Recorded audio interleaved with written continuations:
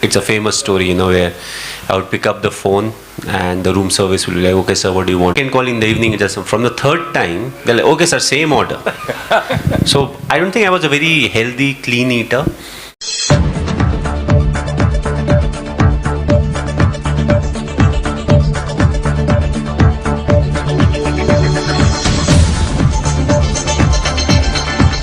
MS Dhoni picks up equity in the plant protein startup Shaka.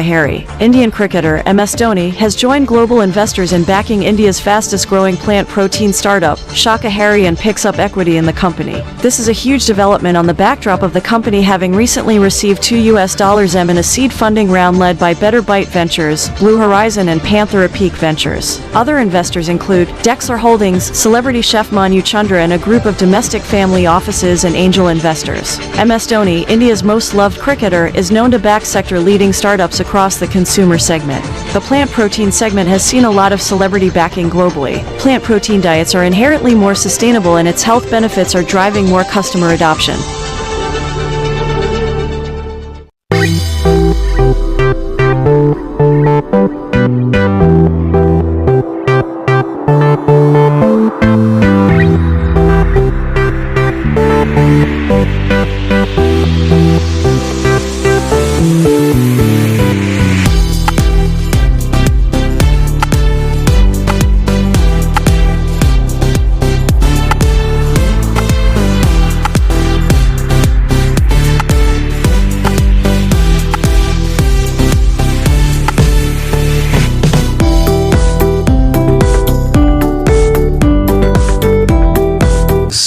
Covered by a lot of media friends are here, and I don't think I was a very healthy eater to start off. The butter chicken story is it's a famous story, where I would pick up the phone and the room service will be like, okay, sir, what do you want? I can call in the evening, just from the third time, they're like, okay, sir, same order.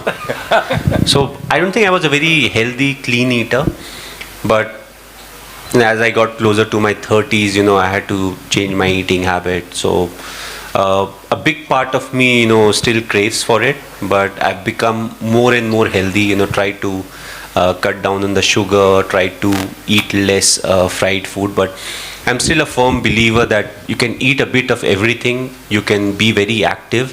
I think that's the best thing you can do. You don't have to deprive yourself of food, because I always felt if I'm not looking forward to what I'm eating, the whole day becomes very boring. So, I love to eat, but I more calculate on the ways that if I'm eating so much, I need to burn so much. Whether it's in the gym, whether it's by playing some other sport, it can be cricket, football, badminton, tennis, anything. So that's my clear philosophy. I enjoy my food. I'm not big time into trying lots of different food. But I feel the Indian food is so great that I don't need to venture out too much, that the taste and the flavors that comes from different part of India. So a big foodie in me, but yes, if you have to be very fit and fine, you have to be careful about what you are eating. So in all your travels, right, it can't be easy. We've heard of the grueling schedules that you have in these places, or what are the places that you say, hey, listen, it's tough in terms of, you said, the plate. That's where I started traveling too. And most of the places have very big Indian community, so you always get Indian food, but it's always good to explore also. And I felt most of the places have very good food. The whole problem is how far you have to go for the food, or if you're craving for something, then where you need to go. Trying to find out where you need to go used to be one of the biggest challenges. Now with Google and so many things, you can just put it and you'll have hundreds of reviews, so you know which place to go, which place is serving what kind of food. So it has become relatively easy. One of the challenges what I saw other cricketers have was, if they're a vegetarian, a lot of them are vegetarian on particular days and all of that. So for me, the biggest challenge was to keep a track, what day it is. So that's why I eat 7 days a week, I eat 365 days a year, because there's no guilt feeling in, I'm supposed to be a veg on this day and that day. But overall, I think you have options. We have so many options nowadays, and how the world is also shifting towards other sources of protein, because a lot of research has been done, and what has come out is you need to eat decent amount of protein. Every day you need to have good amount of protein in your meal, irrespective of whether you are a vegetarian or a non-vegetarian. So that's what I try to do also. And with God's grace, with the amount of Indian community that is all over the world, I don't think we are short of good food. Trying to find out is always an issue, but that's how it is. It's interesting that you eat a protein a couple of times, right? So talk to me about that. So you said you started off with this whole thing, but in athletes and sports people today, how have you seen the awareness or knowledge of proteins and the knowledge of diet in terms of fitness change in the last so many years that you've been playing? I think when it comes to all these research, I've been following it for last 10-15 years since I made my debut, which was 2004, and a lot of new research keeps popping up. Initially there was a big research done and they said, okay, this sole is the best for you to run and all of that, and every 5 years, 10 years, something new will happen. And all of a sudden, another research came and they said, bare feet running is the best you can do. So I'm like, last 20 years you have been telling something else. Similarly with food also, a lot has changed. When we started playing cricket, they were like, okay, you should have more rotis, less rice. Then completely shifted and they are like, you may be gluten intolerant, all of that, try rice, try brown rice, wild rice, all these things, millet, all of that came. But I feel one thing that has remained throughout is the protein content because the muscles, they break down a bit every time you work out, and if the intensity is high, and then you need to supplement it, they need protein to repair the muscles.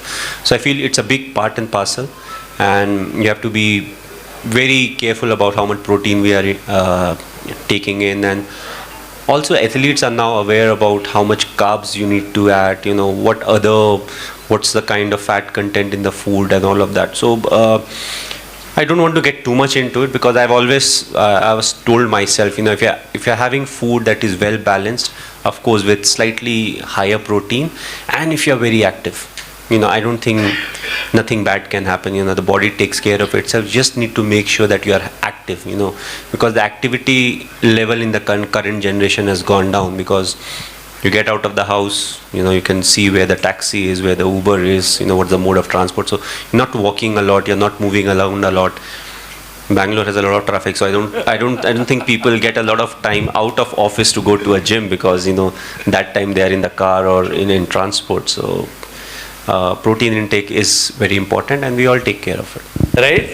Well, that was my first question. Also, when they inquired about me, I was like, listen, I'm a non-vegetarian. Okay, I was a late starter. I started eating non-veg when I was 14, and I've not gone too much into red meat and fish, but I eat chicken. So, we were having this chat, and before he could say, I was like, listen, I think people who we are targeting are not the vegetarians. Who we are targeting are actually the people who eat non-veg, but people like me who also want to give their system a rest of, not keep eating the red meat and the white meat and the eggs, and also, it becomes as an option where still you're supplementing the protein that is needed by the body, but you're giving your body a bit of rest also, because veg is considered to be slightly more better for the body. You digest, all the systems are in much better shape. So I told him, like, this is what we are doing. I think we are targeting these kind of people, and also people who were non-vegetarian at some point of time, but for some reason left it and still crave for it. Because I feel it will be very difficult for us to convert vegetarians, tell them, okay, you are a vegetarian, have this, it tastes like chicken, and they're like, I don't have a data bank of what chicken feels like, how when I've never eaten chicken. So it was interesting, but I think we were on the same page once we had a chat and we realized, okay, this is what we are looking to do, and we want to provide people who eat non-veg, very good vegetarian options where the protein content is still very high, and the market we are, it needs to be tasty, and I feel that's what one of the emphasis was, that we want to provide snacks and foods and indulgences, that are very tasty. People should crave for it, people should come forward and they should want it. I'm so close to the World Cup, if I don't ask you a cricket question, they're going to lynch me. I'm not playing the World Cup. The team has already left. It's not too late though. I mean, there are still flights going on. I'm just saying. No, but where do you think our chances are? I know there's been a lot of speculation on the team. I think what we need to respect is each and every country that comes for the World Cup, they come very well prepared, and especially the shorter the format, the chances of good team or bad team beating each other is very high, because like in a test match, you get more time. In a T20 format, one individual can change the game. It can literally take the game away from you, and it can happen in a matter of 15 minutes, 10 minutes, 15 minutes. So you have to be at your best. Every team prepares for it. There are like 5-6 teams who are very good. It will all boil down to how good we are on that particular day, and how well we have exploited the condition that has been provided. Other than that, when it comes to the team, it's a very nice team. They have been doing really well. So in my mind, I'll be just like, okay, all the game days should be their days. They should be playing to 80 to 90% of their potential, and the other team also, if they play to their potential, I think will win more often than not. So you don't want the bigger players of the opposition team, people who are the big hitters or extraordinary ballers. You don't want them to have an excellent day. That's it. You keep them in the check, and I think the result will take care of itself. On that note, Captain, thank you so much for coming. It's an absolute pleasure. I think everyone's super excited about where we are. So you said you were vegetarian till the age of 14, right? So what?